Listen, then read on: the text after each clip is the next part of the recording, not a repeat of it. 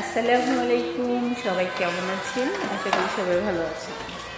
আমরা নতুন বাসার ছাদে চলে এসেছি। এই যে আমার বাচ্চা খেলা করছে আর আমার ছোটো বোন, এই তো আমরা খুবই ক্লান্ত। এই মাল জিনিস আনা করতে গিয়ে কত কষ্ট হয়েছে, কত ব্যথা পেয়েছি হাতে পায়ে। আমার তো অলরেডি একটা পাও মানে কী বলবো দেখাচ্ছে একটা। আমার তো একটা নখ এক হিসেবে নষ্ট হয়ে গেছে। নখে শিল পড়ছিল কাজ করতে করতে। এত ব্যথা, যন্ত্রণায় ঘুমাইতে পারি নাই সারা রাত।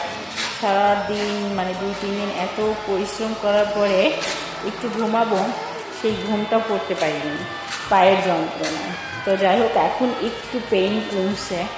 তো এই যে আমাদের বাড়ির ছাদে, তো এই হচ্ছিল বাচ্চারা খেলাধুলো করছে। নাজিফা, টুম্পা, তোমাদের কেমন লাগছে? নাজিফা গুলু গুলু বলেছি। এই যে নাজিফাকে সাদে গোসল করাবো, যার কারণে একটু পানি নিব।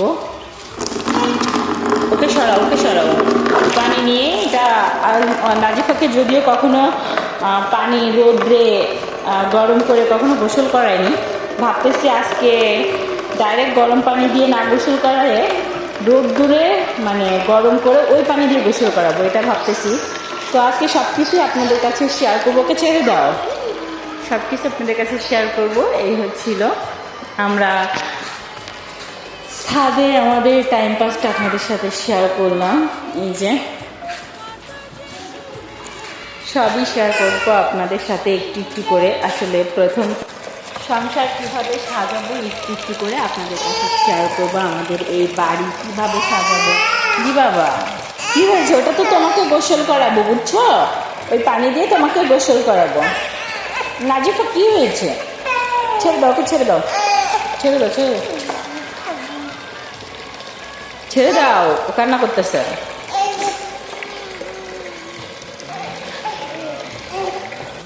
তারপর আমরা এখনো কেউ খাওয়া দাওয়া করিনি, মাত্র ঘুম থেকে উঠেই ছাদে চলে আসলাম, কারণ নিচে এত ঠান্ডা। ভাবতেছি একটু রোদ্রে আসলে হয়তো ভালো লাগবে, বাট রোদ্রে এসে সত্যি অনেক ভালো লাগতেছে। তবে এখানে এসে কিন্তু অনেকটা খুবই ভালো হয়েছে, তাই না? মানে যখন ইচ্ছা মানে একটু বাহির মানে আকাশ দেখতে ইচ্ছা হলেও রাস্তায় বের হইতে হচ্ছে না, তাই না? আগে আমরা তো এখানে আকাশ দেখতে ইচ্ছা হইলেই এমনি রাস্তায় বের হইতে হইতো, যার কারণে না আকাশটা ঠিক মতো দেখাই হতো না। কখন যে দিন হতো কখন যে রাত হতো এটা নিজেরাও জানি না।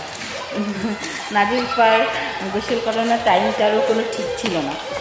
তবে এখন হয়তো ঠিক হবে, কারণ এখন হয়তো দিনটা ভালোভাবে উপভোগ করতেছি। এটা বন্ধ করে দাও, উপভোগ করতেছি। এখন হয়তো সব কিছু ঠিক হবে।